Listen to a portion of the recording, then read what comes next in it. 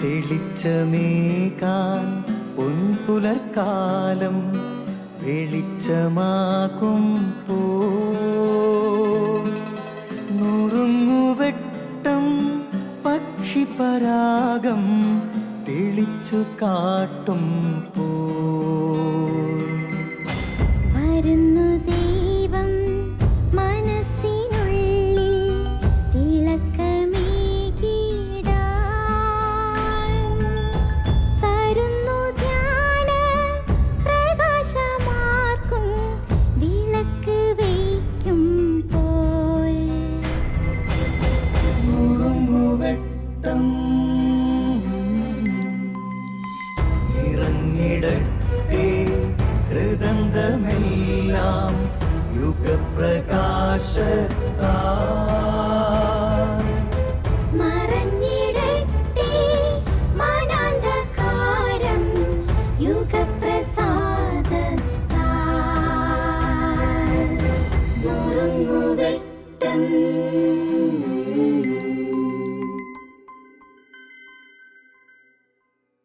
സ്നേഹമുള്ളവരെ, വലിയ വിവാദങ്ങളുടെയും അതുപോലെ ഒരുപാട് നിന്ദാപമാനങ്ങളിലൂടെയും സഭ കടന്നു പോകുന്ന ഒരു കാലഘട്ടത്തിലാണ് നമ്മൾ. വിശുദ്ധ ജോൺ പോൾ രണ്ടാമൻ മാർപ്പാപ്പ പറഞ്ഞു, നമ്മുടെ കാലഘട്ടം നമ്മളിൽ നിന്ന് വിവേകം ആവശ്യപ്പെടുന്നു. ഈ അടുത്ത് വായിച്ച മനോഹരമായ ഒരു സന്ദേശം വാട്സാപ്പിലൂടെ എഴുതിയത് ആരാണെന്നറിയില്ല. ആ വ്യക്തി ഇങ്ങനെ പറയുന്നു: കുഞ്ഞുനാളിൽ ദേവാലയത്തിലേക്ക് പോയപ്പോൾ പപ്പയും മമ്മിയും ആദ്യം കാണിച്ചു തന്നത് കുരിശിൽ കിടക്കുന്ന ഈശോയെയാണ്.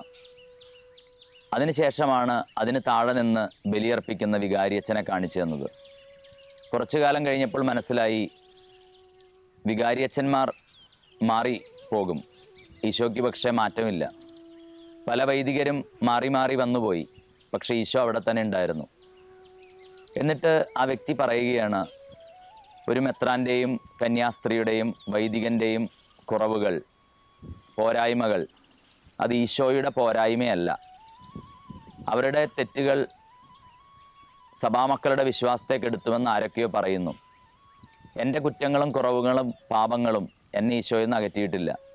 പിന്നെ എങ്ങനെയാണ് മറ്റൊരാളുടെ കുറ്റങ്ങളും കുറവുകളും പോരായ്മകളും എന്നെ ഈശോയിൽ നിന്ന് അകറ്റുക? എത്ര സത്യമാണിത്! മറ്റൊരാൾ വിഷം കഴിച്ചതിൻ്റെ പേരിൽ ഞാൻ മരിക്കാറില്ല.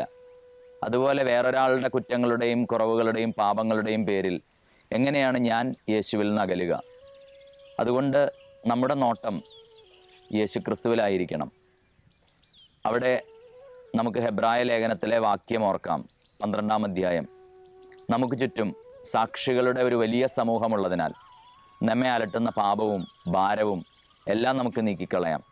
നമ്മുടെ വിശ്വാസത്തിൻ്റെ നാഥനും അതിനെ പൂർണ്ണതയിലെത്തിക്കുന്നവനുമായ യേശുക്രിസ്തുവിനെ മുന്നിൽ കണ്ടുകൊണ്ട് സ്ഥിരോത്സാഹത്തോടെ നമുക്ക് ഈ ഓട്ടപ്പന്തയം ഓടിത്തീർക്കാം.